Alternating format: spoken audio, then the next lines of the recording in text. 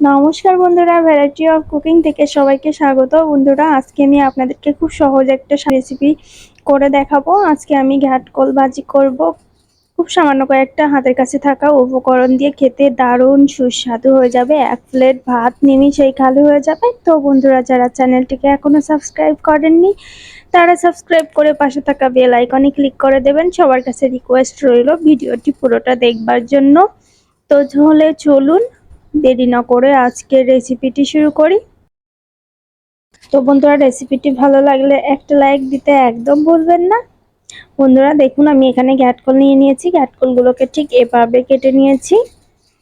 মাঝে মধ্যে একটু খোসা ফেলে দিয়েছি, আবার ফেলিনি। আর এখানে পটল নিয়েছি। এখানে আলু ব্যবহার করিনি, আমি পটল ব্যবহার করছি। পটলের খোসা ছাড়াইনি, জাস্ট একটু ছুলে নিয়েছি, হালকা করে আঁচড়িয়ে নিয়েছি বটি দিয়ে বা ছুরি দিয়ে। তারপর পটলগুলোকে আমি মাঝখান থেকে দু টুকরো করে নিয়ে লম্বা লম্বা করে কেটে নিয়েছি। আর এখানে নিয়ে নিয়েছি পেঁয়াজ কুচি, রসুন কুচি, আর নিয়েছি কাঁচামরিচ। ঝালটা যার যার পছন্দ অনুযায়ী নিয়ে নেবেন।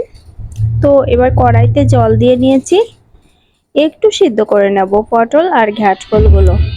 খুব বেশি সিদ্ধ করে নেওয়া যাবে না, জাস্ট হালকা একটু ভাপ দিয়ে নিতে হবে। তো বন্ধুরা, ফুটছে দেখুন। ফুটে ওঠার পরে আমি 1 মিনিট জাল করব। আমি কিন্তু ঢাকা দিইনি, ঢাকা দিলে বেশি সিদ্ধ হয়ে যাবে। তো আমার ভাপ দিয়ে নেওয়া হয়ে গিয়েছে, আর জাল করব না। চুলাটা অফ করে দিলাম। এবারে উঠিয়ে নেব, জল থেকে ছেঁকে তুলে নেব। এভাবে একটা ছাঁকনির সাহায্যে উঠিয়ে নিতে পারেন, অথবা যে কোনো একটা ঝুড়িতে সব শুদ্ধ একসঙ্গে ঢেলেও দিতে পারেন। তো দেখে বোঝা যাচ্ছে কিন্তু বেশি একটা সেদ্ধ হয়নি, জাস্ট ভাপ দিয়ে নিয়েছি। তো পরবর্তী প্রসেসে চলে যাচ্ছি। কড়াইতে তেল দিয়ে ভালো করে গরম করে নিলাম। কড়াইটা ভালো মতো গরম করে নিতে হবে, যাতে করে লেগে না যায়। সবার প্রথমে পেঁয়াজ কুচিগুলো দিয়ে দিলাম, রসুন কুচি দিয়ে দিলাম কাঁচা মরিচ। একটু ঝাল ঝাল হলে বেশি টেস্ট লাগবে। তো একটু নরম করে ভেজে নেব পেঁয়াজ, রসুন আর কাঁচা মরিচটা। খুব বেশি কড়া করে ভাজা যাবে না, জাস্ট একটু নরম করে ভেজে নিচ্ছি। বন্ধুরা, আমার রেসিপিটি ভালো লাগলে অবশ্যই একটা লাইক, কমেন্ট, শেয়ার করবেন।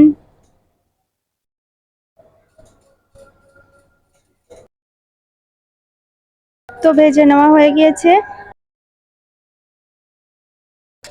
এবারে এখানে ভাপিয়ে রাখা ঘাটকল আর পটলটা দিয়ে দিলাম। চুলার আঁচটা লো আর মিডিয়ামের মাঝামাঝি রেখে ভেজে নিতে হবে। হাই বা মিডিয়ামেও দেওয়া যাবে না, সেক্ষেত্রে পুড়ে যেতে পারে। আবার অনেক সময় দেখা যায় যে তাড়াহুড়া করে ভেজে নিলে গাল ধরতে পারে। একটু স্বাদ মতো লবণ দিয়ে দিলাম, একটু হলুদ গুঁড়ো দিয়ে দিচ্ছি। এখানে কেউ শুকনো মরিচের গুঁড়াটা ব্যবহার করবেন না, সেক্ষেত্রে স্বাদটা নষ্ট হয়ে যেতে পারে। তো একটু সময় নিয়ে আস্তে আস্তে করে ভেজে নেব। অবশ্যই ভেজে নেওয়ার সময় ঢাকা দেওয়া যাবে না, তাহলে আরো বেশি নরম হয়ে যাবে। ভালো মতো ভেজে নেওয়া যাবে না। দেখুন, একটু কড়াইতে লেগে লেগে যাচ্ছে। ভেজে নেওয়াটা প্রায় হয়ে গেছে বোঝা যাচ্ছে। আর সামান্য একটু সময় দিতে হবে। এই রেসিপিটা যে এত মজার, না খেলে আসলে একদমই বোঝা যাবে না। তো ঘাটকুল ভাজা রেসিপিটি একদম রেডি হয়ে গেছে, এবার নামিয়ে নিচ্ছি। তো বন্ধুরা, আজকে রেডি হয়ে গেল ঘাটকল ভাজা। খুব সামান্য কয়েকটা উপকরণ দিয়ে টেস্টি, দারুণ, লোভনীয় স্বাদে আজকে ঘাটকল ভাজাটা কমপ্লিট হয়ে গেল। এভাবে বাড়িতে ট্রাই করবেন, অবশ্যই ভালো লাগবে। এখানে আলুটা ব্যবহার করবেন না ঘাটকলের সাথে, অবশ্যই এভাবে পটলটা ব্যবহার করবেন। দেখবেন খেতে অসাধারণ সুন্দর লাগে। তো বন্ধুরা, যারা এখনো আমার চ্যানেলটিকে সাবস্ক্রাইব করেননি তাদের কাছে অনেক অনেক অনুরোধ রইল, আমার চ্যানেলটিকে সাবস্ক্রাইব করে রেসিপিটি ভালো লাগলে লাইক দিয়ে আমার পাশে থাকবেন। এরকমই সুন্দর সুন্দর রেসিপি নিয়ে হাজির হয়ে যাব ভ্যারাইটি অফ কুকিং থেকে। তো আজকের মতো বিদায়, ধন্যবাদ সবাইকে, টাটা।